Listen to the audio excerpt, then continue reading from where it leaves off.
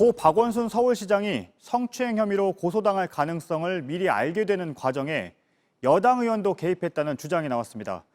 서울시와 정부 관계자들이 내부적으로 경위를 파악하는 과정에서 이런 정황이 나왔다고 JTBC에 전한 겁니다.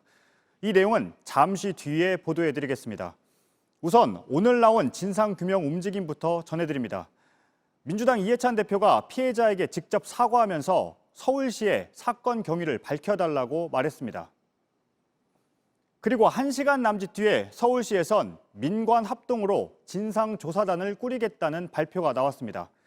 하지만 이것만으론 한계가 있다는 지적도 나옵니다. 먼저 김도훈 기자입니다. 서울시가 고 박원순 서울시장 성추행 의혹에 대해서 6일 만에 공식 입장을 내놓았습니다. 피해를 호소한 직원의 고통과 아픔에 공감하며 심심한 위로를 전합니다. 신상공개 등 2차 피해를 받고 상담과 치료도 적극 지원하기로 했습니다. 신상을 보호하고 피해 호소 직원이 일상으로 복귀할 수 있도록 실효적이고 충분한 최대한의 지원을. 그러면서 여성단체와 인권 전문가 등 외부 전문가가 들어간 민관합동조사관을 꾸려 진상을 밝히겠다고 했습니다. 하지만 벌써부터 실효성 논란이 일고 있습니다. 서울시는 오늘 입장문을 내면서도 피해자가 어떻게 비서실에 가게 됐는지, 그 부분 역시 민간합동조사단은 판단하셔서 진행할 것이라고 생각됩니다. 또 누가 피해 사실을 묵살했는지 등 그런 부분들이 다 진상조사단이 판단을 해서 규명될 것이고, 여러 핵심 의혹에 대해서는 민간합동조사단이 밝힐 것이라는 답을 되풀이했습니다. 큰 사건마다 단골로 등장하는 민관합동조사단은 시간만 오래 끌다 흐지부지 끝나는 경우가 적지 않습니다. 한편 미래통합당 주호영 원내대표는 피해자 호소를 묵살한 정황이 있는 서울시는 진상규명 주체가 아닌 수사 대상이라고 말했습니다. JTBC 김도훈입니다. 조사단이 밝혀야 할 건 무엇이고 또 어떤 한계가 있을 수 있는지는 조금 뒤에 다시 짚어보도록 하겠습니다. 이번에는 오늘 경찰의 움직임을 살펴보겠습니다. 경찰은 지난 9일 박 시장의 행적을 조사하고 있습니다. 박 시장의 휴대전화 3대를 분석하고 있고 오늘은 고한석 전 비서실장을 불렀습니다. 당일 오전 박 시장을 만나고 또 오후에 통화한 사람입니다. 검찰도 성추행 고소 사실이 누설됐는지와 서울시의 은폐 의혹에 대해 수사에 나설 예정입니다. 조소희 기자입니다. 경찰은 실종 당일인 9일 박 시장과 마지막으로 대화한 고한석 서울시장 비서실장을 참고인으로 불러 조사했습니다. 고 비서실장은 9일 오전 9시부터 공관에서 박 시장을 만나 10시 40분에 공관을 나왔습니다. 박 시장이 공관을 나선 건 그로부터 4분 뒤입니다. 센터 특보랑 특보가 보고한 사실 알고 있으셨나요? 아니요. 모르고 있으셨나요? 네. 고 비서실장은 박 시장이 관사를 떠난 뒤 통화를 하기도 했습니다. 마지막 통화 나누신 게 언제예요? 약 한 1시 39분으로 기억합니다. 통화 내용을 묻는 질문엔 말을 아꼈습니다. 해당 시각은 서울시 직원이 9일 오전 11시 20분과 정오 두 차례 걸쳐 북악산 안내소에 박 전 시장의 동선을 문의하고 1시간 반 정도 지난 뒤입니다. 박 시장의 휴대전화 위치 신호가 끊긴 건 오후 3시 40분. 경찰은 박 시장이 해당 시각까지 살아있던 걸로 보고 있습니다.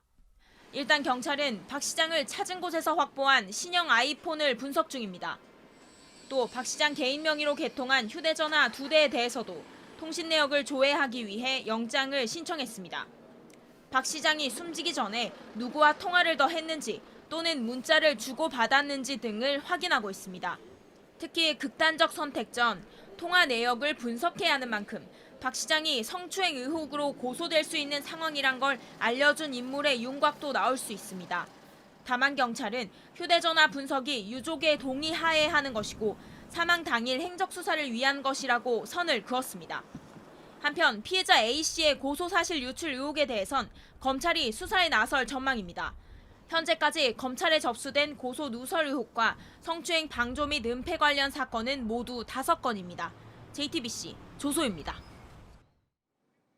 이번에는 민주당의 입장을 살펴보겠습니다. 이해찬 대표가 성추행 의혹과 관련한 피해자에게 직접 사과했습니다.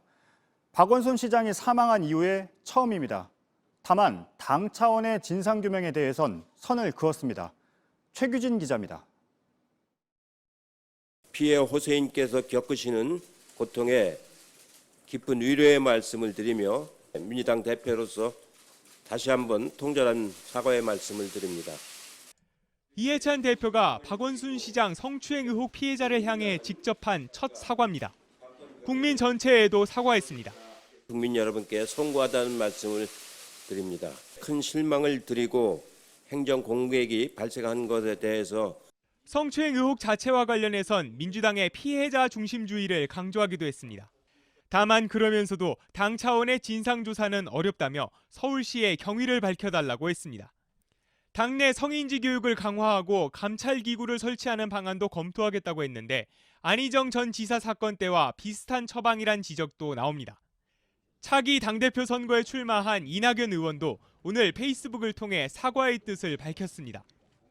하지만 통합당은 서울시에만 조사를 맡긴 게 피해자 측 의견을 무시한 2차 가해라고 비판했습니다. 이게 정말 반성하는 당의 태도인지 참으로 한심할 따름입니다. 통합당에선 국회 청문회나 특검 등이 거론됩니다. 또 야권에선 민주당 등 여권이 피해자 대신 피해 호소인이란 용어를 쓰는 데 대해서도 문제 제기가 이어졌습니다. 이와 관련해선 민주당 내에서도 여성인권운동가 출신 정춘숙 의원이 박 시장 건이 아니었다면 고소인을 피해자라고 했을 것이라며 고칠 필요가 있다는 목소리를 냈습니다. JTBC 최규진입니다. 서울시가 조사단을 꾸린다고 발표한 건 오늘이지만 먼저 자체적으로 경위를 파악해왔습니다. 시청과 정부 관계자는 그 결과 피해자 측의 움직임이 박 시장에게 미리 전달된 과정에 여당 의원도 개입한 정황이 있었다고 JTBC에 말했습니다. 심수미 기자입니다. 서울시 임모젠더특보는 지난 8일 오후 3시 박원순 시장에게 예정에 없던 면담을 신청해 만났습니다.